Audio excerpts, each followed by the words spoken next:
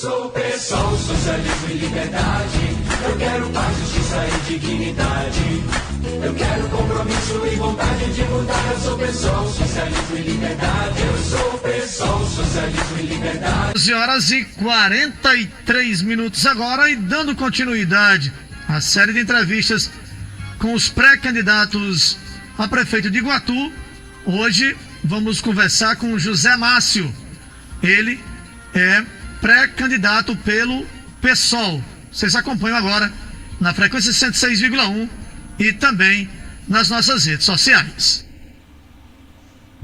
Senhoras e senhores, sejam bem-vindos a Mais FM e a TV Mais, da continuidade à série de entrevistas com os pré-candidatos a prefeito de Iguatu. Hoje conversaremos com José Márcio. Ele é bancário. Márcio, a pergunta primeira é o seguinte: por que você resolveu ser pré-candidato a prefeito de Iguatu? Olá, Paulinho. Olá, os ouvintes aí da Mais FM, também da TV Mais FM, né? Sempre eu confundo as TV Mais FM. Mas assim, Paulinho, essa pergunta eu considero bastante interessante, né? Porque quando você olha o panorama da cidade de Iguatu, Iguatu hoje ela tem como referência um lixão, né? Então esse lixão ele não pode ser, dentro do ponto de vista da política, da boa política, ele não pode jamais servir de cartão postal para cidade nenhuma. Então eu acredito que no momento em que nos colocamos, né, para a população de Iguatu, ou futuramente nos colocaremos nesse processo eleitoral, como sendo um pré-candidato ou candidato a prefeito da cidade, é porque nós acreditamos que algumas coisas poderão ser melhoradas na cidade. Dentre estas, a gente trocar esse cartão postal tão feio, né, que enfeia a nossa cidade, que é esse lixão, que polui a cidade, que traz danos à saúde, por algo melhor. Então, quando você pensa em disputar qualquer processo eleitoral, você sempre está pensando que você poderá contribuir com essa melhoria da cidade onde você mora, né, onde você nasceu, onde você cria a sua família. E dentro desse processo todo, a gente traz uma carga, né, talvez de algumas experiências, né, principalmente nessa parte da gestão pública municipal. Se você me permite, né, eu quero dizer o seguinte, que além de bancário, eu também sou bacharel em Direito, né, sou pedagogo e também sou especialista em gestão pública municipal. E esses aprendizados, tanto da academia como também da vida, nos forja a gente querer, né, nos forja a gente perceber que a cidade que a gente mora ela poderá ser bem diferente do que ela é hoje. Então a política é esse meio, né, que o cidadão e a cidadã têm justamente para dar outro direcionamento à gestão pública do município. Márcio, em 2016, você foi candidato a prefeito no vizinho município de Quixelô, tendo sido o quarto colocado. Por que você acha que tem chance se candidatando em Iguatu?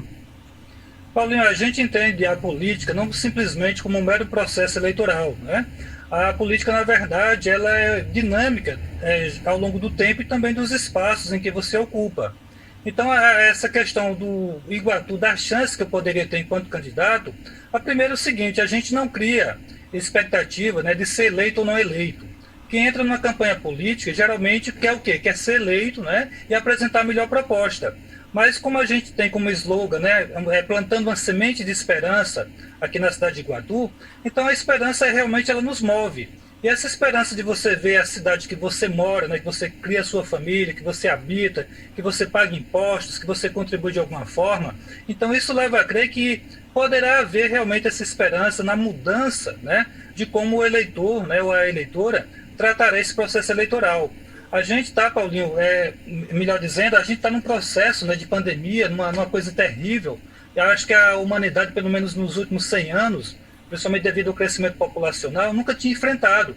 Essa questão da Covid-19, ela veio, né, justamente para também testar a nossa resistência enquanto seres políticos. E aí que a nossa proposta, né, ela é completamente diferente da proposta do governo genocida que está aí. Então a nossa grande esperança é o que é apresentar um contraponto a essa política, né, do governo Bolsonaro, que infelizmente hoje a gente está na cidade de Iguatu com 73 pessoas, né, que perderam os seus entes. O Ceará já ultrapassa 8 mil pessoas, o Brasil já ultrapassa 128 mil. Então, quando nos colocamos, né, dentro desse contexto de uma política estadual e até nacional, comparado com os defensores das políticas bolsonaristas aqui na cidade de Iguatu, nós acreditamos que nós somos a grande opção. Né? Então, o eleitor terá essa grande opção, né, de decidir em que projeto político, né, ele quer acreditar, se ele quer continuar do jeito que está, se ele quer dar realmente uma mudança, né, no posicionamento, de se encarar a coisa pública, e a gente está realmente com essa proposta. Então, quando a gente chega na eleição em quarto colocado, não quer dizer que a história se repita. Ou seja, você tem ao longo da história vários exemplos, né, de candidatos que começaram com 1%, 2% de votos, e para o final da eleição, né, você que é uma pessoa bastante vivida em assuntos também de jornalismo, viu que esses candidatos, né, realmente deram a volta por cima. O atual presidente que está aí, ele é um exemplo, né, mais do que fatídico dessa situação, ou seja, os números podem mudar no decorrer da campanha eleitoral. Márcio, qual é a sua base de sustentação para manter uma campanha concorrendo com outros candidatos que se consideram fortes e já polarizados?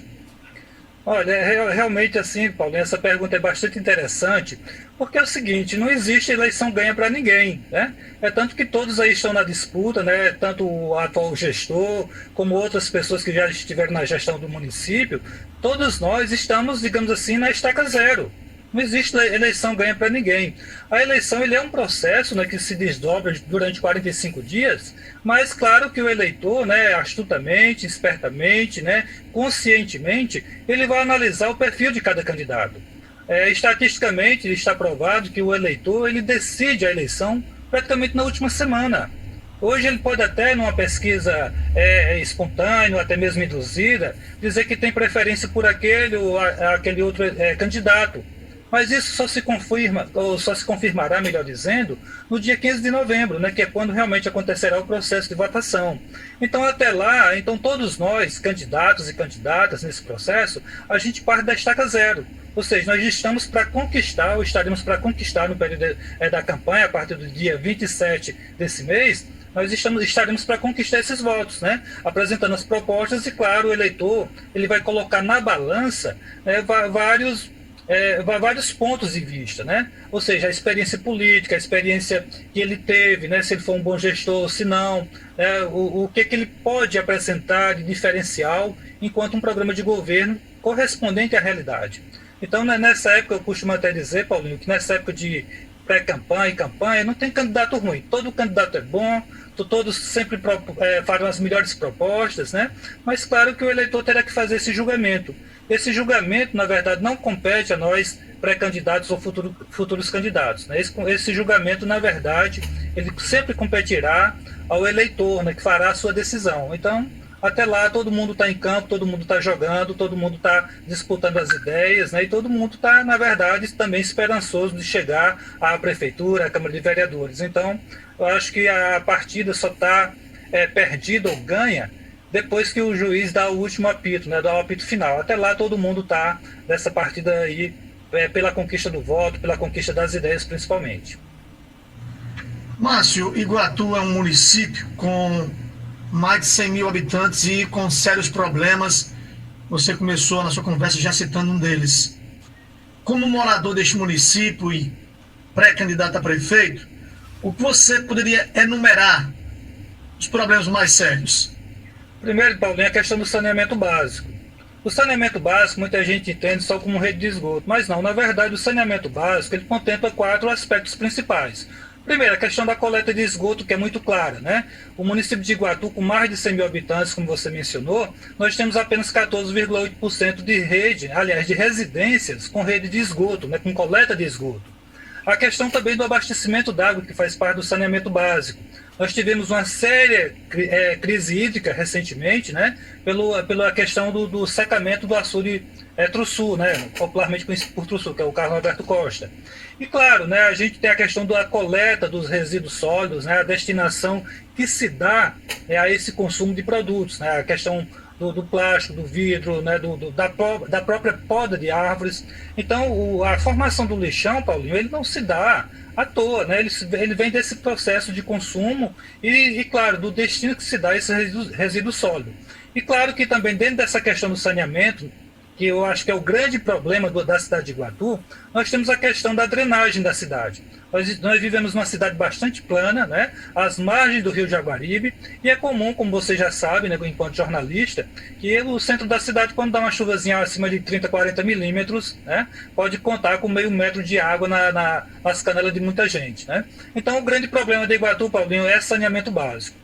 Mesmo com esse novo marco, né, do saneamento básico, que foi recentemente aprovado no Congresso Nacional, que nos dá o que? Dá 2033, 13 anos, né? Nos dá 13 anos para resolver o problema do saneamento no Brasil, com 99% de toda a população com a água tratada, com 90% de toda a população com rede de esgoto. E eu acredito, sinceramente, que nós temos que dar passos bastante largos, né? Porque esse problema ele não será realmente solucionado enquanto a gente não encará-lo de frente. Eu tenho uma previsão, às vezes, que eu considero bastante realista. Eu acredito que em 4 anos, qualquer gestor, independente de sermos nós ou não, que conseguir elevar esse patamar de 14% para 28% de coleta de esgoto, principalmente, eu acho que ele terá feito bastante coisa. O problema é que passa gestões e mais gestões, e esse problema não sai desses 14%, desses 10%. Então, realmente, o grande problema de Iguatu, Paulinho, que eu enumero, e que será certamente o nosso grande desafio será ampliar a coleta da rede de esgoto, né? Que aí tem os desdobramentos naturais na questão da saúde, do bem-estar da população, da proliferação de doenças, né? Inclusive, como é essa questão da pandemia, a gente tem que estar sempre mais alerta que outros problemas de saúde pública poderão surgir. Márcio, tendo enumerado alguns problemas que você considera mais graves, obviamente que você já deve ter discutido com a base que lhe apoia futuras soluções para os mesmos, né? É possível enumerar, apontar algumas possíveis soluções? Sim, Paulinho, sem dúvida, né? Eu insisto na questão do saneamento, porque sem saneamento mesmo a gente não terá qualidade de vida. Por exemplo, hoje você às vezes, né, vê muita poda de árvore indo para o lixão, e às vezes essa poda de árvore é incinerada. Então, qual é uma ideia bastante simples, né, e testada pelo mundo afora? É você pegar essa poda de árvore e transformar em briquetes, né, para ser usado na indústria de alimentos, né, por exemplo, as padarias. Né? Ao invés de estarem queimando lenha, essa indústria própria da construção civil, como olarias, você usa o briquete. Né? O mundo todo tem feito isso. Transformar essa matéria orgânica em um elemento altamente calórico. A questão do vidro, que é outro grande poluente, né, da questão do próprio lixão, do saneamento básico, é você transformar em areia. O vidro é um derivado de areia. Então tem tecnologias sociais aí disponíveis que com tipo uma máquina, tipo uma forrageira, você volta esse vidro à condição de areia. E os outros principais poluentes que são, no caso, os derivados do PVC, do plástico, né, e também os metais, seja ferro, alumínio e tantos outros, esses aí podem ser facilmente separados, né, ser feita uma coleta seletiva e claro, né, que aí entra também toda essa questão social das pessoas que moram, que trabalham no lixão. Então, destruir ou pelo menos reduzir essa questão do lixão, eu acredito que nós temos as condições, né, para se fazer isso. Esse próprio financiamento do Banco da América Latina, que foi garantido ano passado, certamente a gente conseguiria, com esse recurso, dobrar essa capacidade da coleta da rede de esgoto, da coleta, do destino e do tratamento do esgoto doméstico. Então, passaria desses 14%, 15% para aproximadamente 28%, 30%. Então, é plenamente factível. A gente não pode jamais, né, cair no discurso fácil que isso não tem resolução, ou que é de fácil resolução. Na verdade, é muito difícil a resolução, mas temos as ferramentas para isso. Pré-candidato José Márcio, nós estamos chegando ao final da nossa entrevista. Nós gostaríamos, a Mais FM e a TV Mais, que você deixasse uma mensagem para aqueles que nos escutam e também que nos assistem nas redes sociais. Inicialmente, Paulo, eu agradecer e parabenizar esse grande meio de comunicação por estar permitindo, né, esse diálogo franco e aberto com as pessoas de Iguatu. Eu acredito plenamente, né, nessa capacidade que a comunicação tem de levar as pessoas às informações corretas, longe de fake news, como a gente tem visto por aí. E dizer para o povo iguatuense, né, para a população iguatuense, que a gente não pode jamais perder a esperança na política, na força do diálogo, na capacidade que nós temos enquanto seres humanos de encontrar novos espaços, novas soluções para os problemas encontrados. Se não for na política, é na barbárie. E na barbárie a gente sabe plenamente que não é possível. Então acreditemos na nossa capacidade de transformação, que cada um de nós, né, se coloque na função de prefeito ou prefeita, de vereador ou vereadora, e que a gente possa realmente construir essa cidade diferente que nós queremos. Então, de uma forma simples, né, é isso. É você acreditar que as pessoas podem fazer a diferença e a gente faz a diferença também quando participa dos processos políticos eleitorais, e o nosso voto tem muita importância.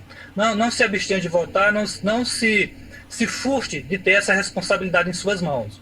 O Brasil está, às vezes, né, entra em caminhos errados, mas justamente porque às vezes a população também não participa. E participar dos processos de escolha, do processo democrático, eu acredito que seja a grande oportunidade que cada um de nós tem, que é a força do voto. Muito obrigado, Paulinho. Eu sou pessoal, socialismo e liberdade. Eu quero paz, justiça e